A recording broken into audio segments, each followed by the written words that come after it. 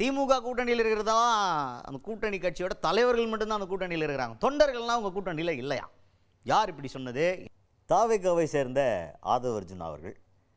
என்னடா இப்படி பவ்யமாக பேசுகிறேன்னு பார்க்குறீங்களா? இல்லை தாவேகா பற்றி பேசும்போது கொஞ்சம் பவ்யமாக பேசினா நல்லா இருக்கும்னாங்க. எதுக்கு ஊராமுட்டோம்பு, நம்ம நார்மலாகவே போயிடலாம். ஆதவ் அர்ஜுனா அவர்கள் என்ன சொன்னார் அப்படின்றத மட்டும் கேட்போம். எந்த உள்குத்தும் தேவையில்லை. அவர் என்ன சொல்லியிருக்காருன்னா, திமுக கூட கூட்டணியில் இருக்கிற கட்சிகளுடைய தலைவர்கள் மட்டும்தான் அந்த கூட்டணியில் இருக்கிறாங்க, தொண்டர்கள் யாருமே திமுக கூட்டணியில் இல்லை அப்படின்னு பேசியிருக்காரு. உதாரணத்துக்கு காங்கிரஸ் எடுத்துக்கினார்.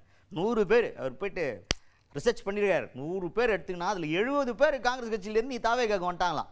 கேட்டால் காங்கிரஸ் கட்சி நாசமாக போயினுக்குது. எங்கே காமராஜர் ஆட்சியை கொடுக்கணும்னு சொல்லிட்டு கலைஞர் ஆட்சியை கொடுத்துட்டாங்க, ஸ்டாலின் ஆட்சியை கொடுத்துட்டாங்க, அடுத்து உதயநிதி ஸ்டாலின் ஆட்சியை கொடுக்கறதுக்கு இப்போ கிளம்பிட்டாங்க எல்லாரும். அப்படி வேலை பார்த்துன்னு இருக்கிறாங்க காங்கிரஸ் கட்சிக்காரங்க. அப்போ அங்கே இருக்கிற தொண்டர்கள்லாம் டென்ஷன் ஆகி இங்கே தானே வரவாங்க அப்படின்ற மாதிரி பேசியிருக்காரு ஆதவ் அர்ஜுனா அவர்கள்.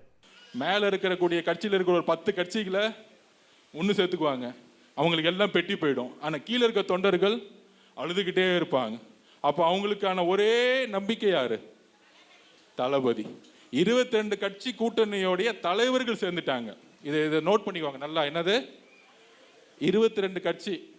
ஃபார் எக்ஸாம்பிள் காங்கிரஸ் சேர்ந்துருச்சு, ஆனால் 10 பேர் மட்டும்தான் சேர்ந்துருக்காங்க, கீழே கிடையாது, கீழே யாருமே கிடையாது.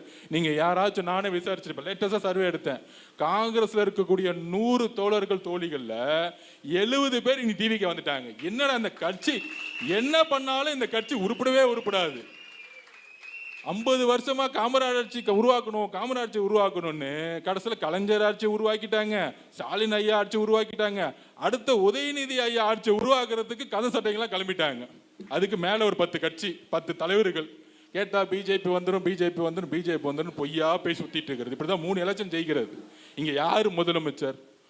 விட்டா நாளைக்கு பிரதம மந்திரி நரேந்திர மோடி அவர்கள் தான் இங்கே சிஎம் கேண்டிடேட் பொய் சொன்னாலும் சொல்லுவாங்க.